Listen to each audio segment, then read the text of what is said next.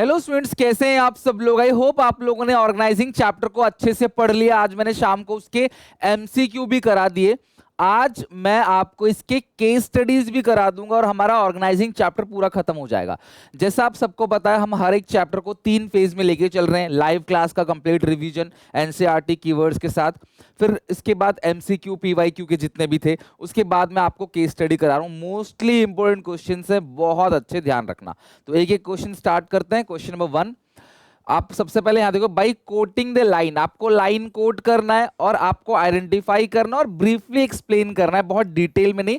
Benefit of the concept discuss above. देखो यार, ये जो चैप्टर है ना ऑर्गेनाइजिंग, इसके अंदर जो सबसे ज्यादा क्वेश्चन बनता है ना, डेलीगेशन, डिसेंट्रलाइजेशन, फंक्शनल और डिविजनल, ये टॉपिक से सबसे ज्यादा क्वेश्चन बनता है। और कुछ आपको फॉर्मल इनफॉर्मल से बन सकता है और मैक्स टू मैक्स इसके प्रोसेस से कुछ बन सकता है, बट लेकिन डायरेक्ट क्वेश्चन काफी ज्यादा आते हैं इस चैप्टर से। और इनडायरेक्ट में यही केस स्टडीज हैं ज्यादातर जो पूछी जाती हैं। तो एक एक करके हम सारी की सारी केस स्टडीज को देखेंगे, ध्यान से अच्छे से समझना एक एक करके। आपको ना बताना है कि कौन सा, by quoting the line, benefit of the concept discuss अब। तो कौन सा कॉन्सेप्ट है उसको आइडेंटिफाई करो और उसका बेनिफिट बताओ, क्या क्या बेनिफिट इसके अंदर डिस्कस है। JoJo and JoJo is a company known for its customer business of baby oil and bandage, but many people do not know that the company also run a medical device and diagnosis business as well as a pharmaceutical company. दवाई भी बेचते हैं plus medical devices भी बेचते हैं। With more than 1,80,000 employees worldwide, the company has chosen to share the decision making authority with lower level and place it nearest to the point of action। ये जो line है ना कि जो decision making authority है वो lower level पे जाती है, लोअर लेवल पे जाती है, तो यानी कि आप जो पावर है वो हर किसी को बांट रहे हो, है ना। और nearest to the point of action, top level वाले जो हैं वही डिसेंट्रलाइज करते हैं और वो लोअर लेवल तक लेके जा रहे हैं। इसका मतलब ये जो पॉइंट है वो है डिसेंट्रलाइजेशन, ये डेलीगेशन नहीं है, ये डिसेंट्रलाइजेशन। अथॉरिटी कई लोगों में शेयर हो रहा है, तो डिसेंट्रलाइजेशन है। और एक्सप्लेन करना है बेनिफिट। फिर आपने क्या करना है, बेनिफिट्स आपको लिखने हैं, benefits of decentralisation, benefits of decentralisation. और बेनिफिट को आपने एक्सप्लेन भी करना है, ठीक है। आपने identify and the benefit of, जितने भी होंगे हम पॉइंट्स देख लेंगे और उसको हमें एक्सप्लेन करना है, साथ में लाइन भी कोट करना है। तो हम हेडिंग डालेंगे, हेडिंग का एक्सप्लेनेशन देंगे और नीचे ब्रैकेट में वो लाइन कोट कर देंगे, जिससे हमें वो इंपॉर्टेंस का पता चला। बेनिफिट्स का मतलब क्या है, importance, right. Therefore the response doesn't take time, ताकि यहां पे रिस्पॉन्स टाइम ना ले। तो ये जो लाइन है ना, therefore the response doesn't take time, अगर आपको ये याद ही नहीं होगा, अगर आपको ये याद ही नहीं होगा कि इंपॉर्टेंस क्या है, तो आप कैसे लिखोगे। तो पहला इंपॉर्टेंस है वो है क्विक डिसीजन मेकिंग, क्योंकि जो भी रिस्पॉन्स है ना वो टाइम नहीं लगाएगा, तो क्विक डिसीजन मेकिंग हो गया। This propagates the believe that people are competent, capable and resourceful who can get a chance to prove their ability. अब यहां से लेकर यहां तक इसका मतलब है this develop, it develops managerial talent for future, it develops managerial talent for future, ठीक है। अगर आप एक बार, मेरी रिक्वेस्ट है आप सबसे, आप अपने एनसीईआरटी उठा के देख लो, एनसीईआरटी को खोल लो, सेम ये लाइन आपको मिल जाएगा इंपॉर्टेंस ऑफ डिसेंट्रलाइजेशन के अंदर, ठीक है। and enable the company in identifying choose the executive who have the necessary potential become dynamic leader so that the checking required and decision taken by the lower level of management at least। यहां से लेकर यहां तक जो है ना वो होता है develop initiative among subordinates। इसका आंसर है develop initiative, initiative among subordinates, develop initiative among subordinates. ये हो गया तीसरा पॉइंट। और देख लेते कुछ है, this make the possible to evaluate performance at each level and each department can be individually held accountable for the result. तो ये जो पॉइंट है ना क्लास, ये वाला जो पॉइंट है ये आता है बेटर कंट्रोल के अंदर, है ना। डिसेंट्रलाइजेशन के अंदर बेटर कंट्रोल होता है। आप एक बार मेरी रिक्वेस्ट, मैं क्यों कहता हूं एनसीईआरटी और क्यों मैंने ये सारी पॉइंट्स आपको एनसीईआरटी में पढ़ाया भी है, अगर आप देखोगे ना मैंने ये सारे पॉइंट्स आपको आज करा दिए थे और मैंने ये बताया भी था कि ये चीज बहुत इंपॉर्टेंट, यही सेम लाइन आपको पॉइंट्स के अंदर देखने को मिल जाएगा। सो दीज आर द 4 ये 4 इंपोर्टेंस थे किसके, डिसेंट्रलाइजेशन के। अगला, identify and explain the types of organisation, कौन सा ऑर्गेनाइजेशन है, फॉर्मल या इनफॉर्मल, इसमें से पूछना है। और state in two advantage and two limitation type of organisation identify अब, तो इसके 2 एडवांटेज और 2 लिमिटेशंस आपको बताने हैं। तो देखो, FM tech limited is one of the leading information technology service provide company in Delhi to enable smooth functioning of the enterprise, job description and rules and procedures related work process are let down. तो देखो, यहाँ पे काम की बात चल रही है, यहाँ पे कोई गॉसिप की बात नहीं चल रही, कोई सैटिस्फैक्शन की बात नहीं चल रही। यहाँ पे ऑर्गेनाइजेशन गोल को अचीव करने के लिए क्लियरली बाउंड्रीज डिसाइड कर दिए, कौन अथॉरिटी रिस्पॉन्सिबिलिटी के अकॉर्डिंग कौन किसको रिपोर्ट करेगा, सिस्टमेटिक कोऑर्डिनेशन होगा among the various activity to achieve the organisation goal. तो भैया ये कौन सा है, ये होगा फॉर्मल ऑर्गेनाइजेशन। इसका आंसर क्या है, फॉर्मल ऑर्गेनाइजेशन स्ट्रक्चर। ठीक है, तो यहाँ पे आंसर ये हो गया।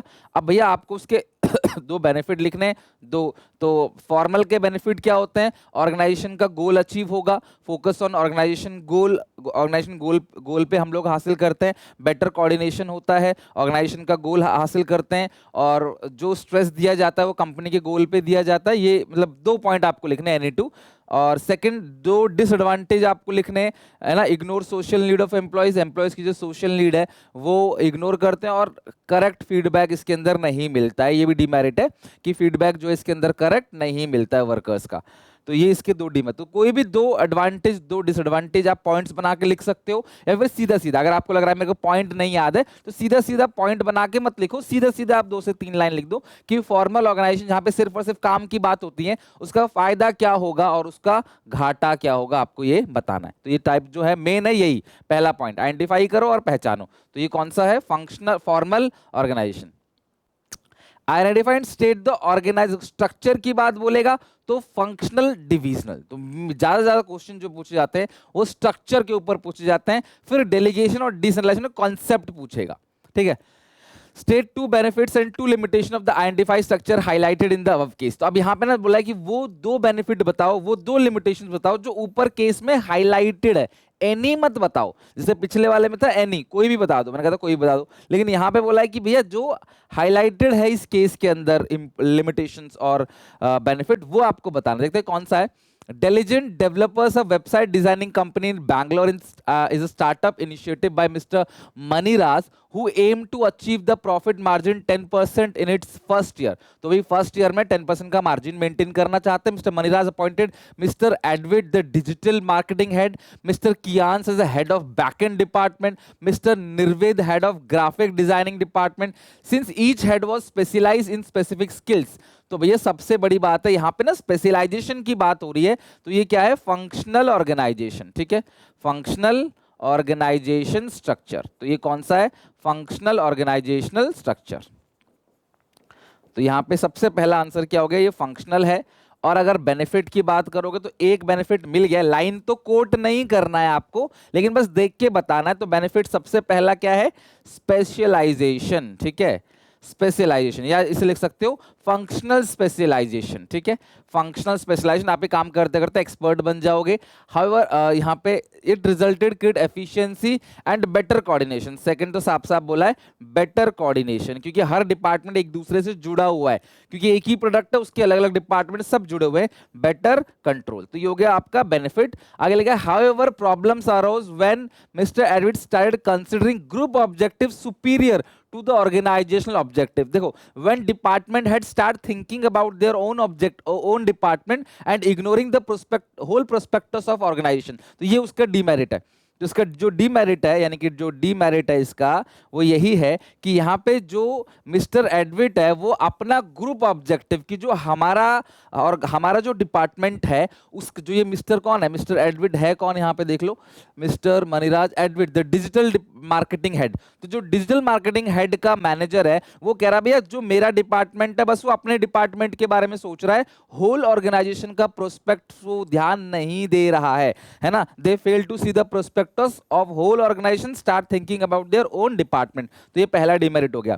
दूसरा, तो वो ऑर्गेनाइजेशन के ऑब्जेक्टिव को नहीं देख रहा, अपना देख रहा objective. And stop exchanging information with mister Kiyans और मिस्टर निर्वेद। तो ये दोनों डिपार्टमेंट से अपने इन्फॉर्मेशन शेयर नहीं कर रहा। The company had to be, जिसकी वजह से क्लास क्या होता है, कोऑर्डिनेशन की कमी की वजह से company goal achieve, lack of coordination, यहाँ लिख सकते हो लैक ऑफ कोऑर्डिनेशन। तो ये मेरिट भी है, डीमेरिट भी है। जब डिपार्टमेंट बड़े हो जाते हैं, when department is too large, company losing coordination, तो कंपनी कोऑर्डिनेशन जो है वो खत्म कर देती है, कम कर देती है। तो देखो ना, वो अपने डिपार्टमेंट के बारे में सोच रहा है और दूसरों को बता भी नहीं रहा, तो भी ये गलत बात है, ये इसका डीमेरिट हो गया।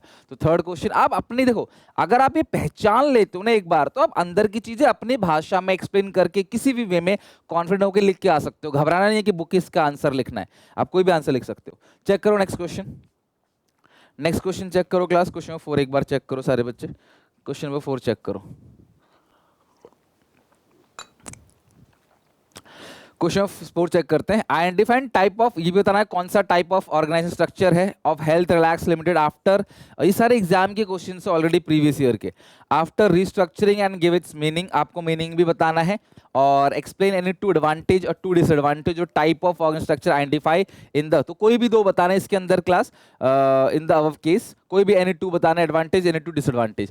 तो Health relax Limited is one of the India's leading consumer health care brand in diagnosis service, it has an integrated nationwide network of diagnosis centre, the company was exploring new avenue for its expansion, तो company expansion कर रही है, तो basically उम्मीद है कि divisional हो सकता है। Top level management analyse the business environment and found that since year 2020-23 was the international year of millets, it was expected that the global demand for millets will grow around 5% annually, तो जो millets की demand है वो 5% बढ़ेगी। India being one of the leading producer and exporter of millets, it was realized that there was a great scope of business opportunity in millet industry. The board of director approved the idea of venturing into the business for selling bread, noodle, dosa mix made of millets, जो कि healthy रहेगा। The company had to restructure itself, तो company नया product लेके आ रही है, diversify into various product category, created structure comparison separate business unit, कि भाई नए नए बिजनेस यूनिट बनाएगी। Each unit had a manager, her unit का एक मैनेजर होगा जो रिस्पॉन्सिबल होगा परफॉर्मेंस के लिए, who had authority over the unit, जिस अलग अलग यूनिट बनाएंगे और एक को अकाउंटेबल दे देंगे, रिस्पॉन्सिबिलिटी दे देंगे, पावर दे देंगे, भाई तुम ही उस यूनिट को संभालो। Man power was group on the basis of different product manufacture, तो अलग अलग प्रोडक्ट मैन्युफैक्चर हो रहा है, उसके हिसाब से मैन पावर को भी हम लोग बांट देंगे। तो साफ साफ इसके अंदर डिविजनल ऑर्गेनाइजेशन स्ट्रक्चर, ठीक है, ऑर्गेनाइजेशन स्ट्रक्चर,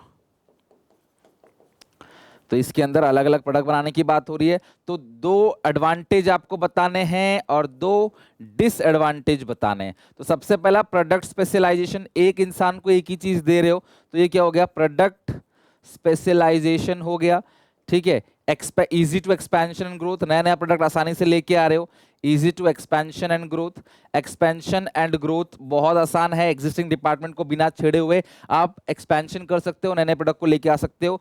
डिसएडवांटेज क्या है, कॉस्ट, ठीक है, एक्सपेंसिव है, बहुत खर्चा लगता है, और दूसरी बात ना इसके अंदर एक्सपेंसिव भी है, वेराइटी पर कैटेगरीज, क्रेडिट स्ट्रक्चर का, और दूसरा क्या है कि कॉन्फ्लिक्ट अमंग रिसोर्सेज डिस्ट्रीब्यूशन, ठीक है, कॉन्फ्लिक्ट होगा, conflicts when resources are distributed, जब रिसोर्सेज डिस्ट्रीब्यूट होंगे तो अलग अलग डिपार्टमेंट के बीच कॉन्फ्लिक्ट होगा, लड़ाई झगड़ा होगा, मेरे को कम मिला, मेरे को कम मिला, मेरे को कम मिला। इनके अलावा भी कोई पॉइंट अगर आप लिखते हो दैट इज ऑल्सो करेक्ट, ये कोई स्ट्रिक्ट नहीं कि भाई यही पॉइंट है, कि भाई आपकी यही जो 4 पॉइंट है आपको वो लिखना है। तो रिसोर्सेज का बंटवारे में कॉन्फ्लिक्ट होगा और ये एक्सपेंसिव है, ये 2 पॉइंट जो है मुझे यहां से दिख रहा है। इसके अलावा कोई पॉइंट दिखता है आपको विद वैलिड रीजन तो आप उसको भी लिख सकते हो, चलेगा।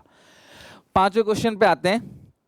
Explain the organisation structure that TNG should choose after decide to diversify, तो यहीं से समझ आ रहा है, जहां पे आप प्रोडक्ट का डाइवर्सिफिकेशन करोगे वो डिवीजन स्ट्रक्चर होगा। Also give the reason support, आपको रीजन भी देना है। अच्छा, साथ में ना यहाँ पे ना जो डिवीजन स्ट्रक्चर है उसको एक्सप्लेन भी करना है कि होता क्या है डिविजनल स्ट्रक्चर, ठीक है। आप जितने अच्छे से एग्जाम्पल देकर सिंपल भाषा में लिखकर टीचर को एक्सप्लेन करोगे उतने अच्छे नंबर आपको मिलेंगे।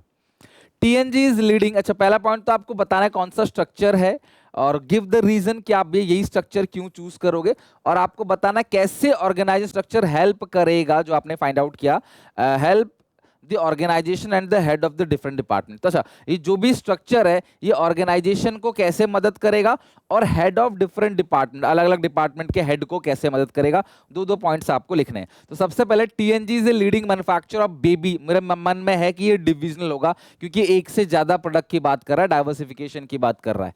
TNG leading manufacturing of baby care and feminine care product and has a good market reputation, it has production, marketing, human resources, customer service, R and D. अब इसको देख के लग रहा है कि भाई ये फंक्शनल है ना, एक डिपार्टमेंट है, एक ही प्रोडक्ट के अलग अलग डिपार्टमेंट है, बेबी केयर और फेमिनाइन केयर प्रोडक्ट बना रहे हैं. The capitalise its brand name to take advantage of new business opportunity. The company decided to diversify into manufacturing new range of product like beauty, wellbeing, home care और personal care. ठीक है, nutrition etcetera. तो ये सारी चीजें किसके अंदर आती हैं? डिविजनल. क्योंकि कंपनी मल्टी प्रोडक्ट बना रही है तो कंपनी के लिए डिविजनल प्रोडक्ट जो है वो सुइटेबल होगा. एग्जिस्टिंग डिपार्टमेंट्स को बिना इंपैक्ट डाले हुए नए प्रोडक्ट को एक्सपेंशन ग्रोथ कर सकते हैं, नए प्रोडक्ट लेके आ सकते हैं इजीली. इसीलिए ये डिविजन स्ट्रक्चर फॉलो करेगी. आप सजेशन देते ना, क्यों डिविजन स्ट्रक्चर की सलाह दोगे आप? इसलिए ही सलाह दोगे आप. फिर बी वाले पॉइंट में ए पॉइंट डाल के लिखना. ठीक है, ये डिवीजन और उसका रीजन लिख देना कि क्यों, reason to support your answer. Then state how the organise structure. और ये जो डिवीजन स्ट्रक्चर के बेनिफिट बताने हैं, बेनिफिट ऑर्गेनाइजेशन के हिसाब से और हेड ऑफ डिपार्टमेंट के हिसाब से. For this the company had to add more employ and create more department and choose a good organisation structure which would help the company to achieving its objective. तो भैया आपको बताने सबसे पहले organisation, company को क्या फायदा होगा? Expansion growth. सबसे पहली बात, इजी टू फिक्स अकाउंटेबिलिटी. आप अकाउंटेबिलिटी इजीली फिक्स कर सकते हो. और दूसरा है एंड एक्सपेंशन एंड ग्रोथ. आप easy to expand and growth, existing department को बिना इंपैक्ट डाले हुए एक्सपेंशन ग्रोथ कर सकते हो. हेडिंग डाल के पॉइंट लिख के अंदर का अपनी भाषा में लिखना है, या सिर्फ आपको अंदर का लिखना है, हेडिंग नहीं डालने. अगर हेडिंग याद नहीं है तो आप अंदर का अपनी भाषा में लिख सकते हो. ये आपको लग रहा है कि यार इस पूरे पैराग्राफ का क्या एक हेडिंग होना चाहिए, तो वो हेडिंग बनाओ और अंदर का अपने आप लिखो. ये काम आपको करना है. अच्छा, ये फायदा कंपनी को है. हेड्स को फायदा क्या है? Heads of different department, heads of different department, जो अलग अलग डिपार्टमेंट बनेंगे इसके अंदर, उनके लिए जो बेनिफिट है वो क्या होगा? सबसे पहली बात, प्रोडक्ट स्पेशलाइजेशन, कि भाई वो उस प्रोडक्ट को करते करते एक्सपर्ट बन जाएंगे. Product specialisation and flexibility. दूसरा है फ्लेक्सिबिलिटी, यानी कि वो एक ही डिपार्टमेंट के अंदर ना कोई भी काम कर सकते हैं. जैसे प्रोडक्शन है, परचेज है, सेल्स है, मार्केटिंग है, वो कुछ भी कर सकते हैं उस पर्टिकुलर प्रोडक्ट से रिलेटेड जो प्रोडक्ट वो बना रहे हैं. ठीक है, तो ये हो गया आपका फ्लेक्सिबिलिटी. तो फिफ्थ क्वेश्चन हमारा हो गया done. Question number 6, identify the type of the framework. आपको फ्रेमवर्क बताना है within which managerial and operational task are perform. तो ये कौन सा फ्रेमवर्क है आपको बताना है, ऑफ विच मालिनी और Shalini were a part of. Give any 4 differences between the framework. तो फ्रेमवर्क का आपको एनी 4, कोई भी 4 डिफरेंस देने हैं. पढ़ते हैं क्या है. Malini and Shalini recently completed there web designing course from a reputed university in Mumbai. Malini opened her own website development company Rapid Software Solutions Private Limited in order to ensure smooth flow of the communication and better control over the operation of her busy. Divide the entire work of a company in 4 departments: web designing, accounting, research, development and customer service. All the departments are required to report a coordinating head. The company becomes successful in the market. All operations were carried out with high degree of specialization. तो भैया यहां देख के मुझे लग रहा है specialisation है, तो ये क्या हो गया? Functional structure. Functional high degree of specialisation किसके अंदर होता है ना? फंक्शन स्पेशलाइजेशन किसके अंदर होता है? फंक्शनल स्ट्रक्चर के अंदर. शालिनी, तो देखो ये तो था मालिनी की बात. अब Shalini join a big group name babylon.com incorporation which offered a variety of services like Babylon web services, Babylon Prime, Babylon retail. तो देखो जो शालिनी थी, शालिनी उसको तो भाई सजेस्ट करोगे फंक्शनल स्ट्रक्चर. ठीक है, और दूसरा जो है मालिनी, जो है ये मालिनी थी ये थी मालिनी, और दूसरा है शालिनी. तो मालिनी का जो है वो है फंक्शनल स्ट्रक्चर, लेकिन शालिनी जो अलग अलग प्रोडक्ट लेके आ रही है, head of Babylon web series division and made responsible for the profit loss of service. देखो यहाँ पे रिस्पॉन्सिबल बनाया जा रहा है, मतलब अकाउंटेबिलिटी दी जा रही है, और वो अकाउंटेबिलिटी किसके अंदर दी जाती है? Division structure. देखो जो फंक्शनल स्ट्रक्चर है उसका डीमेरिट यही है कि डिफिकल्ट टू फिक्स अकाउंटेबिलिटी. आप किसी को अकाउंटेबल नहीं ठहराते, बट डिविजनल के अंदर आप एक डिपार्टमेंट को अकाउंटेबल ठहरा सकते हो. तो STRUCTURE स्ट्रक्चर. तो ये हो गया फंक्शनल स्ट्रक्चर मालिनी का, और शालिनी का हो गया डिविजनल स्ट्रक्चर। तो यहाँ पे दोनों ही फॉलो किया जा रहा है, टाइप्स लिखा भी हुआ है दोनों ही, फंक्शनल डिविजनल। आपको कोई भी 4 डिफरेंस बताने हैं। सबसे पहला डिफरेंस तो यही हो गया कि ये फंक्शनल स्पेशलाइजेशन है, ये प्रोडक्ट स्पेशलाइजेशन है। Low capital huge capital, easy to fix accountability इसके अंदर, डिफिकल्ट टू फिक्स अकाउंटेबिलिटी है इसके अंदर। ठीक है, और कोई पॉइंट लिख सकते हो फंक्शनल के अंदर? यहाँ पे सारे डिपार्टमेंट एक दूसरे से जुड़े हुए होते हैं, यहाँ सारे डिपार्टमेंट जो है वो इंडिपेंडेंट है। एनी डिफरेंस, तो आप बेसिस लिखना पहले, पहले बेसिस, फिर फंक्शनल, फिर डिविजनल। एनी 4 डिफरेंसेस आपको अपनी ओन लैंग्वेज बनाकर लिखना है। ठीक है। 7 identify and explain the type of organise structure. यहां भी आपको टाइप्स पूछा है। Had followed after entering into the field of medical devices, baby care product and nutrition supplement. अब ये भी कुछ वैसे ही प्रोडक्ट जो हमने क्वेश्चन जो हमने अभी पढ़ा था, आपको बताना है कि कौन सा स्ट्रक्चर होगा। ये भी Chaman pharmaceutical is a company providing medical medicines all over the country. After establishing itself, making a name in field of medicine, decide to enter into field of medical devices, baby care product, nutritional supplement. अब देखो ये नए नए product launch कर रहा है, तो ये क्या होगा? डिविजनल होगा। ईच प्रोडक्ट कैटेगरी है डिफरेंट अकाउंटेबल ऑफ प्रॉफिट, वही है प्रॉफिट कॉस्ट रेवेन्यू सबका अपना अपना, वो अकाउंटेबिलिटी भी उनकी रहेगी। In case of poor performance of the product, the head were responsible. अगर परफॉर्मेंस अच्छी नहीं है तो जिस प्रोडक्ट की परफॉर्मेंस अच्छी नहीं है उसी का हेड रिस्पॉन्सिबल होगा, easy to face accountability.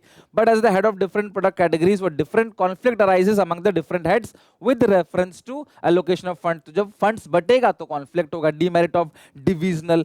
Also providing separate set of similar function, head to each product category increase expenditure। तो खर्चा भी लगेगा। तो ये सबसे पहला तो यही हो गया, ये डिविजनल ऑर्गेनाइजेशन स्ट्रक्चर। ठीक है, पहला हो गया डिविजनल ऑर्गेनाइजेशन स्ट्रक्चर। तो फंक्शनल डिवीजन से कितने क्वेश्चंस पास्ट ईयर में पूछा गया है?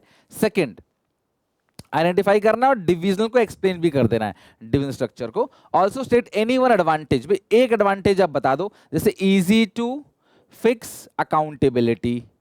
अकाउंटेबिलिटी को फिक्स करना क्या हो गया? आसान हो गया। लास्ट में लिखा है इंक्रीज एक्सपेंडिचर, तो सेकंड जो इसका जो बी पॉइंट होगा वो होगा ह्यूज कॉस्ट। तो ए हो गया, ये बी हो गया, इट इन्वॉल्व ह्यूज कॉस्ट। तो ये ह्यूज कॉस्ट जो है जी, ह्यूज कॉस्ट वे लगता है। तो यहाँ वाला लाइन जो है ना, ये यहाँ से लेकर यहाँ ऑल्सो से लेकर, है ना, एक्सप्लेन भी कर देना इसको ह्यूज कॉस्ट को एक्सप्लेन कर देना।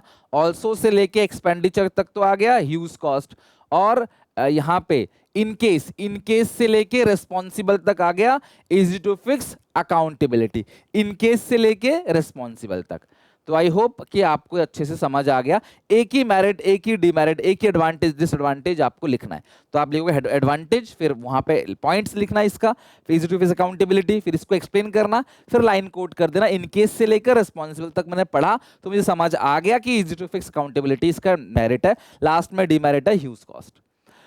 8th question, identify the type of organization which permits Stilo Limited the follow communication all the direction और state any two advantage any two disadvantage of the point। तो आपको बताना है कि कौन सा है, फॉर्मल है, इनफॉर्मल है, टाइप ऑफ ऑर्गेनाइजेशन के अंदर, और आपको उसके 2 एडवांटेज 2 डिसएडवांटेज बता देने। तो खुद सोचना फॉर्मल के फायदे क्या होंगे। हमने पहले ही पढ़ा था क्वेश्चन के शुरू में ही कि ऑर्गेनाइजेशन का जो गोल है वो अचीव, अच्छा फॉर्मल होगा तो या इनफॉर्मल, पहले पढ़ लेते हैं कि ये फॉर्मल है या इनफॉर्मल है, देन हम डिसाइड करेंगे। Steelo Limited decide to set up its steel manufacturing factory in backward area of Odisha where very less job opportunities were available.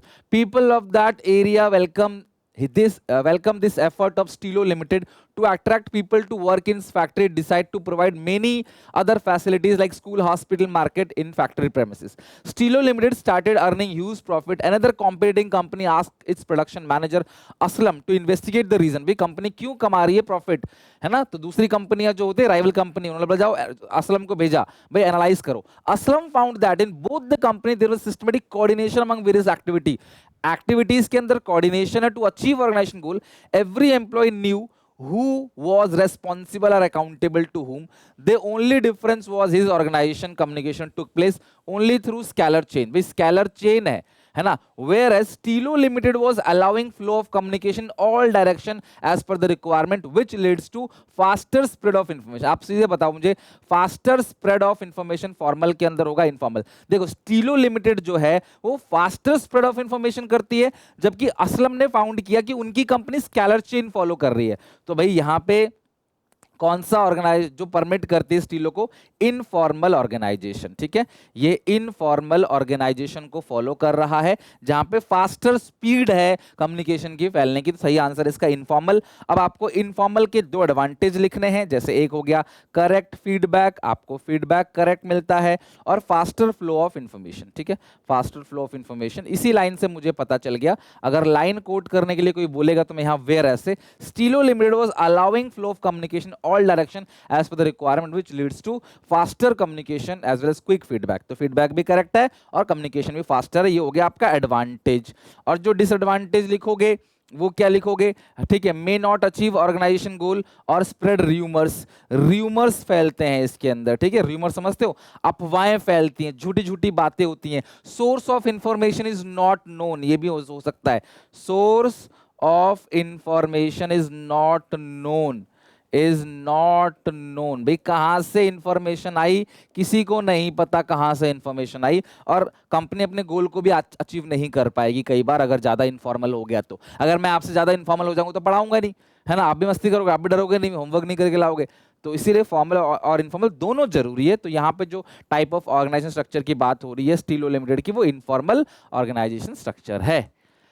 That's it. तो 8 टॉप अच्छे अच्छे क्वेश्चन इसके अंदर, फॉर्मल, इनफॉर्मल, फंक्शनल, डिविजनल, अच्छे से हमने कवर कर लिया। आई होप आपको चैप्टर अच्छे से क्लियर हो गया, एमसीक्यू हो गया, केस स्टडी हो गया। अगली क्लास में मिलते हैं नए चैप्टर के साथ। कोई भी डाउट कोई दिक्कत तो कमेंट्स में पूछना, और इनके अच्छे से प्रैक्टिस कर लेना, एसपीसी से आप पीडीएफ आपको मिल जाएगा। Till then take care, bye bye.